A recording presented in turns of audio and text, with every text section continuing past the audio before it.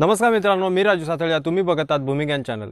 मित्रांनो, आज मी तुम्हाला समजावणार आहे की जे एखादी जमीन असो किंवा काय प्रॉपर्टी असो, त्याची जी खरेदी विक्री केली जाते तेव्हा आपल्याला तिथे टॅक्स भरावा, म्हणजे रजिस्ट्रेशनची फी भरावी लागते। आणि ती रजिस्ट्रेशनची फी अशा प्रकारे आपल्याला भरावी लागते की ती त्याच्यावरून आपल्याला बॉन्ड, जो शासकीय फी असते त्या शासकीय फी एवढी आपल्याला बॉन्ड पेपर खरेदी करावे लागतात। आणि बॉन्ड पेपर खरेदी केल्यानंतर आपल्याला ती शासनाला आपण ती फी देत असतो। तर मी आपल्या या व्हिडिओमध्ये तुम्हाला एक दोन तीन गोष्टी अशा समजावणार आहे की जी आपण एखाद्या शहरी भाग असो किंवा गावाचा भाग असो किंवा रस्त्याला लागून एखादी जमीन असेल, तिचा जर व्यवहार आपल्याला करायचा असेल तर कशा प्रकारे केला तर ती आपल्याला स्वस्तात होईल, म्हणजे शासकीय फी कमीत कमी आपल्याला भरायला लागेल, अशा प्रकारची व्हिडिओमध्ये पूर्ण माहिती मी आज तुम्हाला देणार आहे। म्हणजे अशी जर समजली तर बॉन्ड पेपर म्हणजे खरेदी खत हे एका महिलेच्या नावावर करावं की पुरुषाच्या नावावर करावं, जेणेकरून आपल्याला त्याची फी कमी भरण्यात यावी। तर या व्हिडिओमध्ये मी तुम्हाला त्या तीन गोष्टी समजावणार आहे। पहिली गोष्ट म्हणजे आहे, जर एखादं गाव असेल तर गावामध्ये खरेदी खतासाठी किती बॉन्ड पेपर आपल्याला भरावे लागतात, एखादा शहरी भाग असेल तर किती बॉन्ड पेपर आपल्याला तिथे भरावे लागतात। बॉन्ड पेपर म्हणजे स्टॅम्प पेपर आपल्याला घ्यावे लागतात। आणि जर महिलाच्या नावावर आपण जर प्रॉपर्टी विकत घेत असू तर आपल्याला स्टॅम्प पेपर कितीचे लागणार आहेत, आणि पुरुषाच्या नावावर जर घेत असतील तर त्याला आपल्याला स्टॅम्प पेपर किती रुपयाचे आपल्याला लागणार आहेत। तर आपण गावापासून सुरुवात करूया की जर एखादं गाव आहे समजा, आणि गावाला लागून एखादी जमीन आहे, त्या तिकडून रस्ता गेलेला आहे, तर जर असं तुम्ही बघितलं मित्रांनो तर प्रत्येक विभाग म्हणजे जे भाग असतात त्यांची शासकीय फी ही वेगवेगळी असते। आणि त्याचा पण मला वाटते व्हिडिओ बनवलेला आहे की नाही ते पण मी तुम्हाला जर माहीत नसेल ते पण आपण काढणार आहेत की आपल्या जमिनीचा आपण शासकीय भाव कशा प्रकारे बघायचा, त्याचा व्हिडिओ नक्कीच आपण बनवू। तर आपण बघूया की एखादा गाव आहे आणि गावामध्ये जमीन आहे, तर जमिनीचा शासकीय भाव काढल्यानंतर आपल्याला त्याचे बॉन्ड स्टॅम्प पेपर खरेदी करावा लागतो, आणि स्टॅम्प पेपर थ्रू आपण ती शासकीय फी भरत असतो। तर उदाहरणार्थ आपण समजूया की 1 एकर आपण जमीन घेत आहेत, एखादा गाव आहे आणि आपण एक एकर जमीन घेत आहेत, आणि त्या 1 एकरची जमिनीची किंमत आहे 1 लाख रुपये। म्हणजे एक सॅम्पल म्हणून सांगतो तुम्हाला की समजा 1 लाख रुपये जमीन आहे, गावाकडची जी जमीन आहे त्याला स्टॅम्प पेपर आपल्याला 1 लाखाच्या शासकीय भावाप्रमाणे आपल्याला 6 ते 7 किंवा 5 ते गावाचं मला वाटते 6% आहे, तर आपल्याला 6% म्हणजे जर 1 लाखाची जमीन असेल तर आपल्याला 6,000चे स्टॅम्प पेपर तिथे स्टॅम्प ड्युटी भरावी लागते। स्टॅम्प पेपर घेऊन ती आपल्याला तिथे खरेदी खत करावं लागतं। आता समजूया की एखादी रोड लगतची जमीन आहे, म्हणजे गाव पण नाही आणि शहर पण नाही आणि रोड लगतची जमीन आहे, तर त्याच्यासाठी आपल्याला 6% आपल्याला तिथे भरावे लागणार आहेत।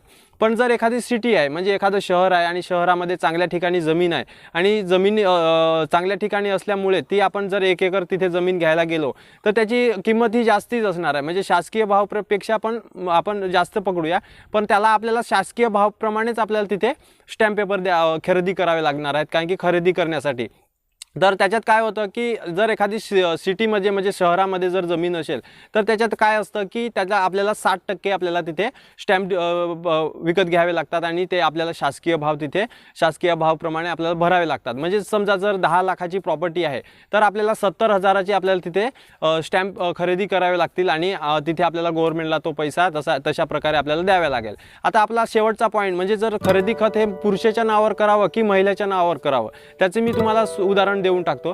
जर मित्रांनो तुम्ही जर पुरुषांच्या नावावर जर तुम्हाला करत असतील, म्हणजे तुम्हाला मी उदाहरण सांगतो, जर एखादं गाव आहे आणि गावामध्ये जर तुम्ही पुरुषाच्या नावावर रजिस्ट्रेशन करत असतील तर तुम्हाला तिथे 6%च्या तिथे रजिस्ट्रेशन फी तुम्हाला आकारली जाईल, म्हणजे स्टॅम्प पेपर तिथे घेतले जातील।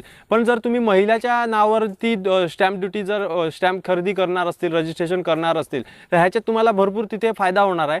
कारण की कशा प्रकारे फायदा होणार आहे तो मी सांगतो। जर म्हणजे गाव आहे आणि पुरुषाच्या नावावर तिथे 6,000 होतात, बरोबर आहे, आपल्याला 6% तिथे भरावे लागतात। आणि जर तिथे महिलाच्या आपण नावावर जर ती प्रॉपर्टी रजिस्ट्रेशन करायला टाकली तर तिथे मग ते 5% आपल्याला तिथे लागणार आहेत। म्हणजे जर 1 लाखाची प्रॉपर्टी असेल तर तिथे आपल्याला 1,000चा तिथे आपल्याला फायदा होणार आहे। म्हणजे तुम्ही उदाहरण मी दिलेलं आहे, त्याच्यात तुम्ही समजू शकता तुमची किती जो रेट असेल त्याच्या आपल्याला 5% जर महिलाच्या नावावर आपण रजिस्ट्रेशन करत असतील तर आपल्याला 5% तिथे फी भरावी लागणार आहे। आता घेऊया की जर एखादी सिटी आहे, सिटीमध्ये आपल्याला जर स्टॅम्प खरेदी करायची आहे एखाद्या महिलाच्या महिलेच्या नावावर किंवा पुरुषाच्या नावावर. तर मी पुरुषाच्या नावावर तुम्हाला सांगितलेलं आहे की तिथे आपल्याला 60% पुरुषाच्या नावावर आपल्याला रजिस्ट्रेशन फी तिथे भरावी लागते. तर आज जर एखादी महिला आहे आणि महिलाच्या नावावर आपण रजिस्ट्रेशन करत आहे तर तिथे आपल्याला भरपूर फायदा होणार आहे. जर 10 लाखाची प्रॉपर्टी असेल तर आपल्याला तिथे 1% आपल्याला तिथे सूट मिळते. सूट कशा प्रकारे मिळते, जर आपण पुरुषाच्या नावावर आपण रजिस्ट्रेशन करत असतील तर तिथे आपल्याला 7% आपल्याला स्टॅम्प ड्युटी तिथे भरावी लागते.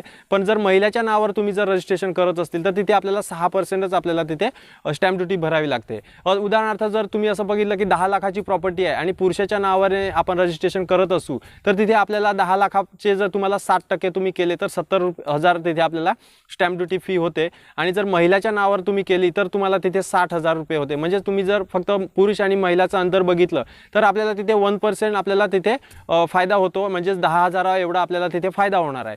तर नक्कीच तुम्हाला स्टॅम्प ड्युटीबद्दल तुम्हाला पूर्ण माहिती भेटली असेल. पूर्ण म्हणजे मी जे स्टॅम्प खरेदी विक्री रजिस्ट्रेशनची माहिती होती तीच दिलेली आहे.